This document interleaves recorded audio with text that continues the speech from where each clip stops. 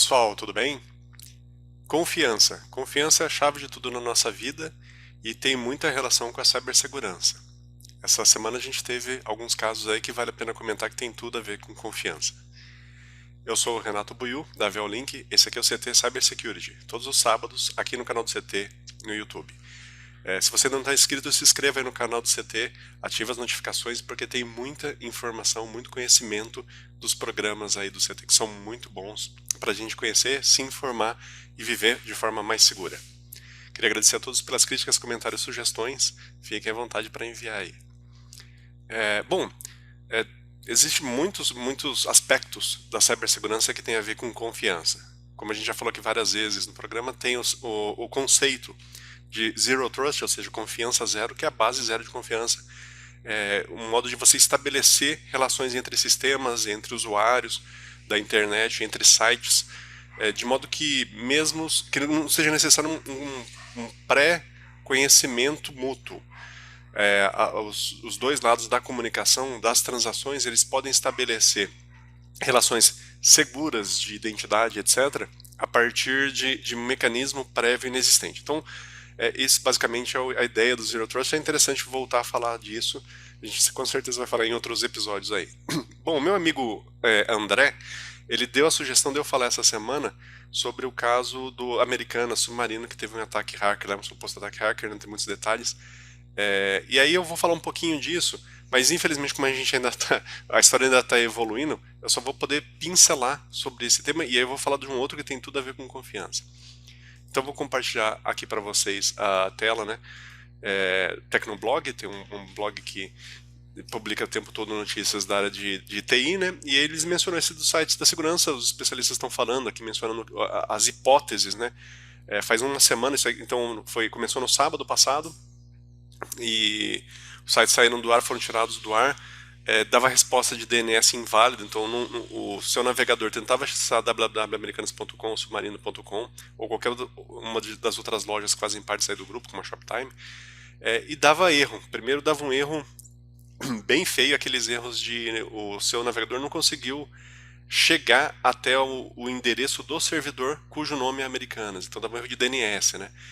Depois o pessoal de TI lá das Americanas correu atrás e colocou, a partir do domingo, né, já estava com essa mensagem aqui, tanto no aplicativo quanto no site, uma mensagem daí sim das próprias Americanas, ou do próprio provedor, né, do próprio site, dizendo, ó, proativamente a gente tirou do ar porque teve um acesso não autorizado.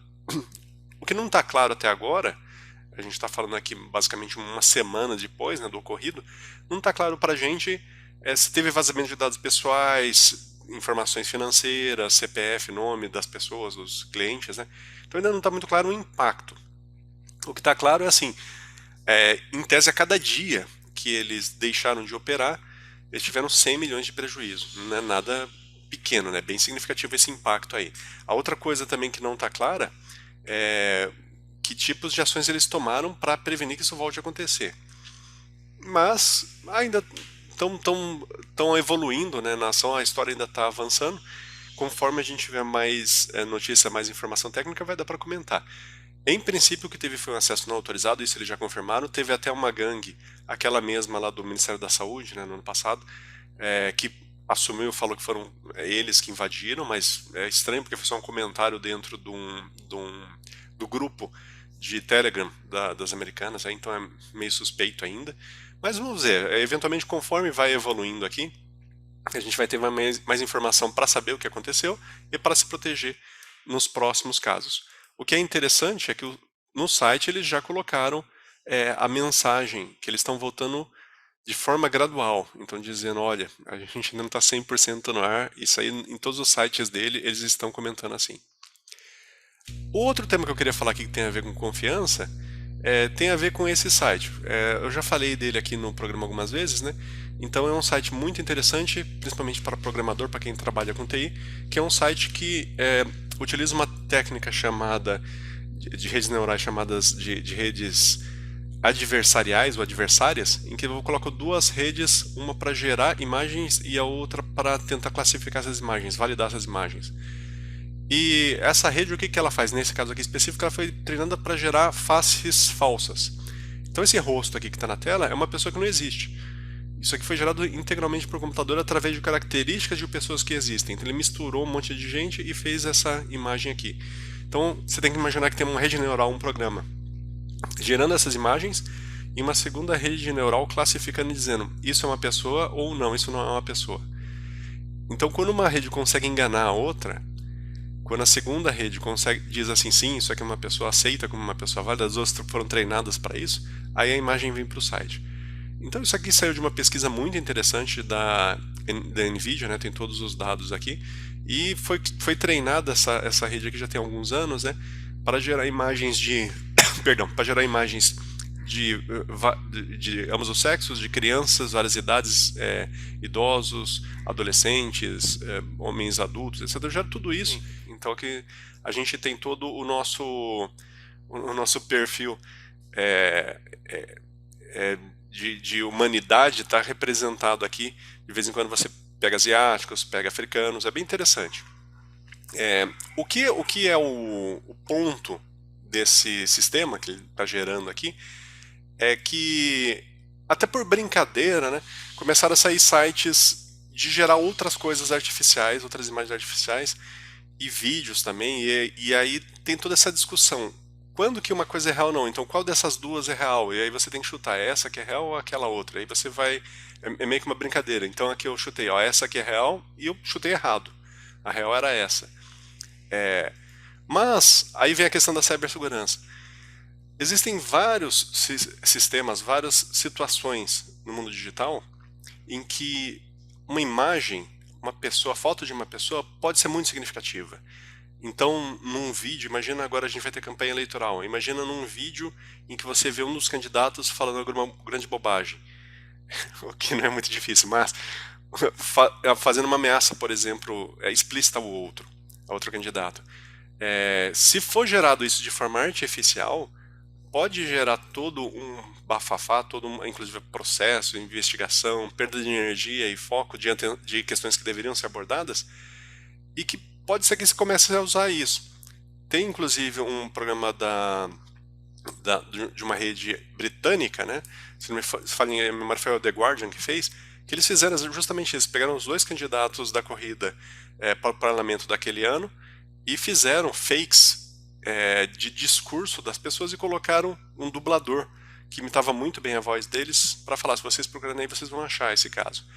Então está chegando num ponto muito crítico em que o nível dos deepfakes, o nível dessas imagens falsas digitais chega a ser muito confiável. E aí alguns pesquisadores, não de cibersegurança, não de tecnologia, mas de psicologia, fizeram esse teste. Fizeram o seguinte teste: se eu colocar uma certa quantidade de imagens artificiais e uma quantidade igual de imagens reais de pessoas e colocar para seres humanos comuns, para pessoas comuns, definirem qual das duas é mais confiável, qual das duas é real e qual das duas é mais confiável, a maioria das pessoas erra. Então olha que interessante. Era para se esperar que no pior caso, no aleatório, tivesse 50% de chance de alguém identificar qual que é a imagem correta, qual que é a imagem incorreta, qual que é a imagem artificial, qual que é a imagem natural. Para surpresa dos pesquisadores, o nível de acerto foi mais ou menos 48%, foi abaixo dos 50%. Então as pessoas tendem a identificar errado. E mais do que isso, quando a pergunta mudou, ao invés de perguntar qual dessas duas imagens é real, se é real ou artificial, quando a pergunta mudou, quem dessas duas pessoas você acha que é mais confiável, uma coisa bem subjetiva, bem abstrata,